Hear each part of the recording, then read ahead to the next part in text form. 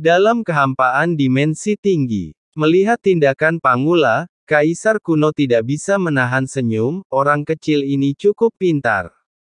Qin Chen dan yang lainnya melirik ke arah Kaisar kuno. Meskipun mereka tidak tahu apa yang terjadi sebelumnya, mereka semua memahaminya. Dengan Kaisar kuno di alam semesta awal, ada sebab dan akibat yang besar. Jika orang biasa berani membongkar atau membocorkan sedikit pun dari alam semesta awal, tidak perlu melakukan apapun, hanya sebab dan akibat yang kuno. Kaisar yang diam-diam meninggal bisa memberi mereka sepotong kue. Di tempat itu, jiwanya hancur dan jiwanya padam. Inilah kengerian keberadaan dimensi tinggi. Terus terang, bahkan di ujung kehampaan, pihak lain dapat dideteksi melalui induksi sebab akibat. Ayah, apa yang terjadi di sini? Saroye ingin mengatakan sesuatu yang lain. Tapi Panggula, yang bermandikan keringat dingin, buru-buru menyela, apa yang terjadi di sini? Apa yang bisa terjadi di sini? Mengapa kamu tidak bertindak sopan, melakukan keadilan bagi surga, dan membawa kedamaian bagi ayahmu? Untuk membawa kedamaian bagimu nak, lalu apa? Itu tanggung jawab ayahmu, kamu tidak perlu mengambil hati itu. Saroye tertegun. Mengapa ayahku begitu mudah diajak bicara? Dia tidak seperti ini sebelumnya, sangat serius. Oke, jangan khawatir. Jika ada yang harus kamu lakukan, telepon saja aku. Ayahku akan mengurus masalah antara klan surgawi dan alam Buddha Matahari Agung untukmu. Hal yang sama berlaku untuk kedua temanmu. Selama karena kamu tidak melakukan kejahatan dan menemui masalah apapun di kemudian hari, gunakan saja nama marga Komodo saya. Nama marga Komodo saya masih berpengaruh di lautan kosmik ini. Saya tidak akan tinggal di sini lagi. Ada yang harus dilakukan untuk ayahku, jadi aku pergi dulu. Kamu, lakukan yang terbaik. Pangula melirik Saroye, tidak berani tinggal di sini lebih lama lagi. Dengan keras, tubuh besarnya langsung lolos ke kehampaan tak berujung, alam semesta dan tiba-tiba menghilang. Ini, berangkat sekarang. Saroye terkejut ketika dia melihat ayahnya datang dan pergi. Begitu dia mengatakan dia akan datang. Penguasa kota ember emas dan Kaisar Iblis Darah juga berada dalam mimpi. Akankah mereka memiliki pendukung di masa depan? Mereka berdua buru-buru membungkuk kepada Saroye dan bersyukur. Mereka tahu jika bukan karena Saroye, mereka berdua pasti mendapat masalah sebelumnya, dan bahkan mati di sini tanpa ada yang membela mereka. Semua ini diberikan oleh Saroye. Saroye melambaikan tangannya, kamu tidak perlu berterima kasih padaku. Aku tidak tahu kenapa ayahku mengatakan itu sebelumnya. Alasan aku membantumu adalah karena kamu tidak melanggar perjanjian kita sebelumnya, jadi kamu pantas untuk dibantu.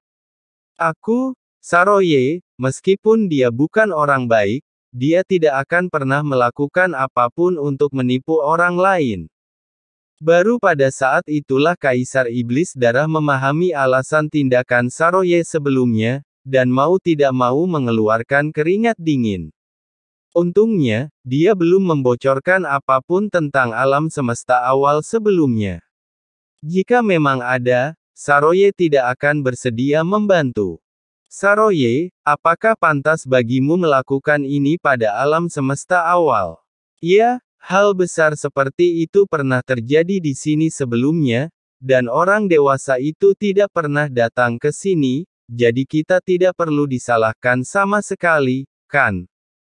Kaisar Iblis dan penguasa kota Jinhu berkata dengan cemas. Tetapi lakukanlah perbuatan baik dan jangan bertanya tentang masa depan. Saroye menggelengkan kepalanya, tidak peduli apakah orang itu membutuhkan kita atau tidak, kita hanya perlu melakukan urusan kita sendiri dengan baik, bagi orang-orang di bidang bintang laut semesta selatan. Makhluk telah memberikan kontribusi dalam kehampaan. Mendengarkan percakapan antara Saroye dan yang lainnya, Kaisar kuno tersenyum dan memandang Qin Chen. Qin Chen nak, ketiga orang ini tinggal di sini karena kamu, mengapa kamu tidak pergi ke sana? Bakat dan latar belakang binatang komodo ini adalah masih di sana. Ya, jika Anda ingin berjalan di lautan alam semesta di masa depan, membawanya bersama Anda akan menyelamatkan Anda dari banyak masalah. Qin Chen berpikir sejenak dan tertawa, kalau begitu mari kita bertemu, mereka bertiga bisa dianggap membantuku. Sibuk. Setelah menyelesaikan kata-katanya, Qin Chen melangkah maju dan muncul dari Gao Dimension. Di depan bidang bintang yang rusak, Saroye dan tiga lainnya masih berbicara, ketika tiba-tiba, bas. Kekosongan di belakang ketiga orang itu tiba-tiba berfluktuasi. Saat berikutnya, sosok yang memancarkan aura yang membuat jantung berdebar keluar dari kehampaan dan muncul di belakang ketiga orang itu dalam sekejap. Merasakan fluktuasi di belakang mereka, mereka bertiga terkejut dan berbalik dengan cepat. Ketika mereka melihat itu adalah Qin Chen, mereka buru-buru memberi hormat karena terkejut dan berkata, "Tuan, mengapa Anda ada di sini? Telah menyebabkan hal besar di sini, saya tidak bisa datang dan melihatnya." Qin Chen memandang mereka bertiga sambil tersenyum. Ledakan. Ditatap oleh Qin Chen, Saroye dan tiga lainnya merasakan pikiran mereka berdengung. Bahkan jiwa mereka sepenuhnya dimata-matai oleh Qin Chen. Tidak ada pikiran atau tindakan yang bisa lepas dari pandangan lawan pertemuan sebelumnya dengan Fajra Arhat bermata delapan dan Meng Tianhui, pemimpin penjaga penegakan hukum klan surgawi. Kenapa kita tidak bertemu satu sama lain selama beberapa hari, dan aura pria ini jauh lebih menakutkan dari sebelumnya. Saroye ketakutan, dan buru-buru menundukkan kepalanya, diam-diam ketakutan. Memiliki darah binatang komodo, dia merasakan perubahan paling kuat pada Qin Chen. Itu adalah kekuatan yang jauh lebih unggul dari garis keturunan klan komodo. Yang mulia, Anda tertawa. Sebelumnya, para guru dari dunia Buddha dan orang-orang kuat dari klan surgawi datang ke sini untuk menyelidiki penyebab kematian Sinantian, pemimpin kerajaan mayat dan pemimpin kerajaan Nandou. Kami juga tidak dapat memahami apa yang dilakukan pihak lain, jadi kami mengambil tanggung jawab pada diri saya sendiri. Jika ada pelanggaran, mohon maafkan saya. Mohon maafkan saya. Saroye menundukkan kepalanya dan buru-buru menjelaskan, dan jangan khawatir, Tuan, kami pasti belum membocorkan informasi apapun tentang Anda dan alam semesta awal. Jika Anda tidak percaya, tanyakan pada mereka berdua. Jika ada sedikit pun kebohongan, aku akan menunggu langit menyambar seperti kilat, bukan kematian yang baik. Saroye bersumpah dengan tergesa-gesa. Ya, kami jelas tidak mengungkapkan apapun tentang Anda. Penguasa kota Jinhu dan Kaisar Iblis Darah juga berbicara dengan tergesa-gesa. Keringat dingin menutupi dahi mereka. Hahaha, jangan khawatir, aku tahu semua yang kamu lakukan. Qin Chen tertawa dan melihat ke arah Saroye, anakmu juga memanggil ayahnya, tetapi lelaki tua itu tampaknya gelisah. Dia baru saja selesai berurusan dengan Meng Tianhui dari klan surgawi dan Fajra Arhat bermata delapan dari alam Buddha Matahari Agung. Dia pergi dengan tergesa-gesa dan bahkan tidak duduk sebentar. Qin Chen menggelengkan kepalanya. Saroye dan tiga lainnya semuanya tercengang, mata mereka tiba-tiba melebar, Tuan. Anda semua tahu. Saya sedang menonton di dekat sini. Tentu saja saya tahu. Qin Chen memiliki senyuman di bibirnya. Boom! Mereka bertiga merasakan kepala mereka berdengung. Mereka terkejut dan pada saat yang sama, punggung mereka dipenuhi keringat dingin. Mereka sangat ketakutan hingga hati dan kantong empedu mereka terbelah. Yang mulia, Anda telah menyaksikan seluruh proses sebelumnya. Bagaimana? Ini mungkin harap diperhatikan. Sebelumnya di sini, tidak hanya Meng Tianhui, pemimpin penegak hukum klan surgawi, tetapi juga Vajra Arhat bermata delapan dari alam Buddha Matahari Agung, dan bahkan guru seperti ayahnya Panggula. Jika Tuhan ada di dekatnya, mengapa orang-orang ini ada di sini? Tidak. Bukannya dia tidak menyadarinya. Mau tak mau dia merasa terkejut. Mungkinkah ayahnya telah memperhatikan sesuatu? Mengapa dia bertindak seperti ini? Dengan status ayahnya di klan, dia telah melihat banyak pria kuat, jadi dia tidak akan bersikap kasar, bukan? Saroye tiba-tiba menarik napas dan matanya membelalak. Mungkinkah? Di sisi lain, penguasa kota Jinhu dan Kaisar Iblis Darah bukanlah orang bodoh karena mampu bertahan hidup di laut alam semesta selatan selama begitu banyak orang. Mereka jelas memikirkan sesuatu, dan pupil mereka menyusut. Mereka memandang Qin Chen di depan mereka dan patah hati. Debaran, oke, jangan terlalu memikirkannya. Qin Chen memandang ketiga orang itu sambil tersenyum dan melihat bahwa mereka ketakutan. Dia tersenyum dan berkata, saya tidak cocok untuk maju sebelumnya. Anda telah melakukan pekerjaan dengan baik. Kaisar Iblis Darah.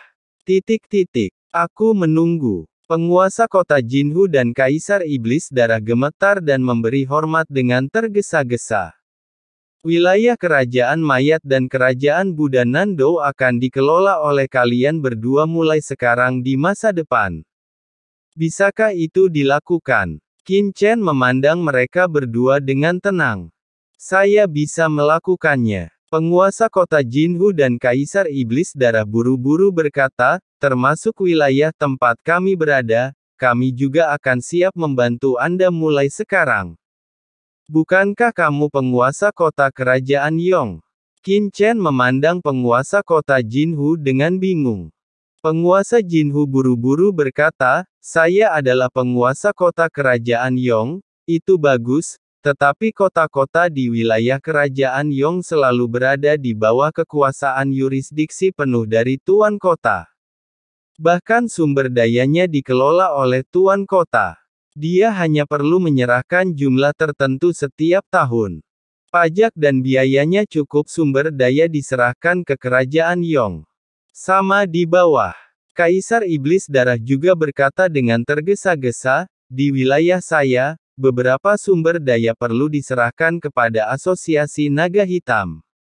Sisa sumber daya juga dapat didistribusikan sendiri.